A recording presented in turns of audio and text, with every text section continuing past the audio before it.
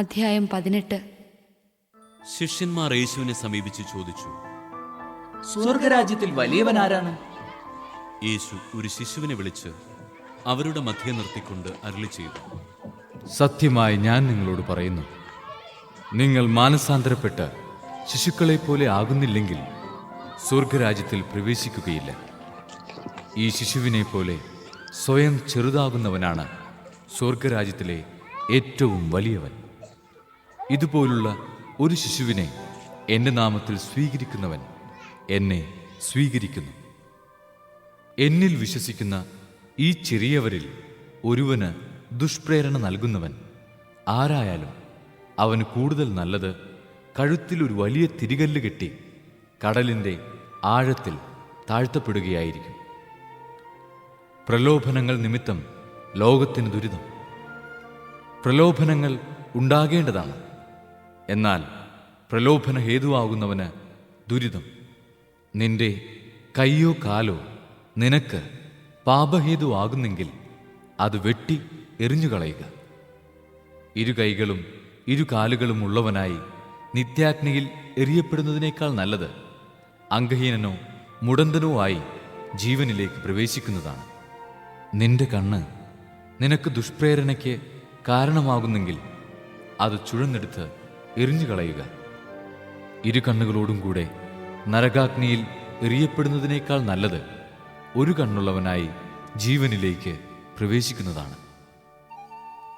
ഈ ചെറിയവരിൽ ആരെയും നിന്ദിക്കാതിരിക്കാൻ സൂക്ഷിച്ചുകൊള്ളുക. സ്വർഗത്തിൽ അവരുടെ ദൂതന്മാർ എൻ്റെ സ്വർഗസ്ഥനായ പിതാവിൻ്റെ മുഖം എപ്പോഴും ദർശിച്ചു കൊണ്ടിരിക്കുകയാണെന്ന് ഞാൻ നിങ്ങളോട് പറയുന്നു. നിങ്ങൾക്കെന്തു തോന്നുന്നു? ഒരാൾക്ക് 100 ആടുകൾ ഉണ്ടായിരിക്കെ അതിലൊന്ന് വഴിതെറ്റിപ്പോയാൽ 99നെയും മലയിൽ വിട്ടിട്ട് അവൻ വഴിതെറ്റിയതിനെ അന്വേഷിച്ച് പോകുകയില്ലേ? കണ്ടെത്തിയാൽ അതിനെക്കുറിച്ച് വഴിതെറ്റിപ്പോകാത്ത 99നെക്കുറിച്ച് എന്നതിനേക്കാൾ അവൻ സന്തോഷിക്കുമെന്ന് സത്യമായി ഞാൻ നിങ്ങളോട് പറയുന്നു. ഇതുപോലെ ഈ ചെറിയവരിൽ ഒരുവൻ പോലും നശിച്ചു പോകാൻ എൻ്റെ സ്വർഗസ്ഥനായ പിതാവ് ഇഷ്ടപ്പെടുന്നില്ല.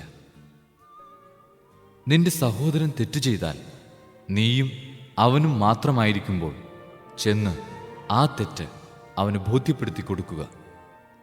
അവൻ നിന്റെ വാക്ക് കേൾക്കുന്നെങ്കിൽ നീ നിന്റെ സഹോദരനെ നേടി.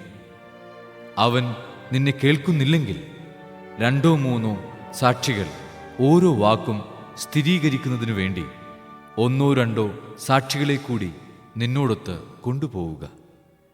അവൻ അവരെയും അനുസരിക്കുന്നില്ലെങ്കിൽ സഭയോട് പറയുക.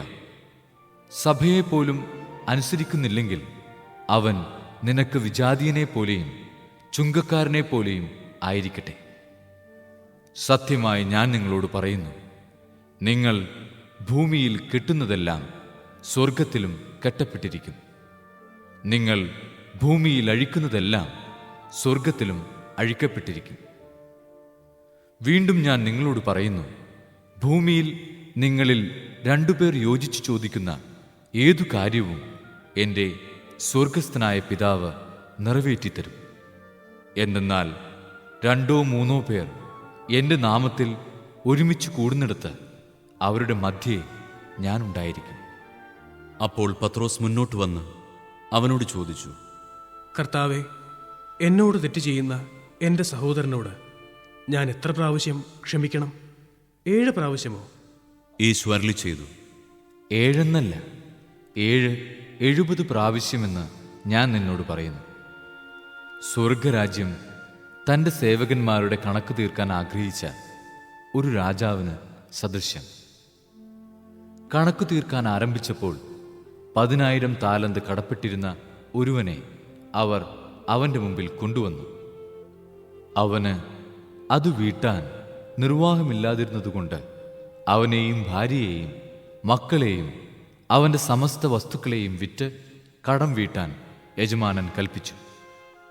അപ്പോൾ സേവകൻ വീണ് നമസ്കരിച്ചുകൊണ്ട് പറഞ്ഞു, പ്രഭോ, എന്നോട് ക്ഷമിക്കണമേ, ഞാൻ എല്ലാം തന്നു വീട്ടിക്കൊള്ളാം. ആ സേവകന്റെ യജമാനൻ മനസ്സലിഞ്ഞ് അവനെ വിട്ടയക്കുകയും കടം ഇളച്ചു കൊടുക്കുകയും ചെയ്തു.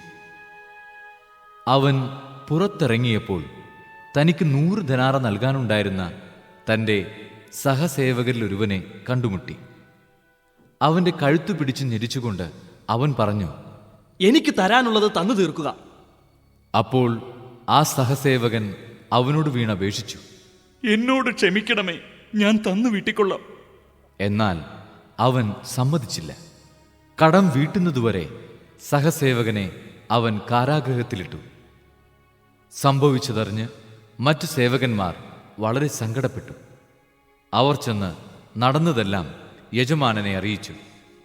യജമാനൻ അവനെ വിളിച്ചു പറഞ്ഞു, ദുഷ്ടനായ സേവക, നീ എന്നോട് കേണപേക്ഷിച്ചതുകൊണ്ട് നിന്റെ കടമെല്ലാം ഞാൻ ഇളച്ചു തന്നു.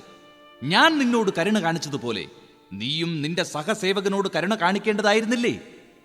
യജമാനൻ കോപിച്ച് കടം മുഴുവൻ വീട്ടുന്നതുവരെ അവനെ കാരാഗൃഹാധികൃതർക്ക് ഏൽപ്പിച്ചു കൊടുത്തു.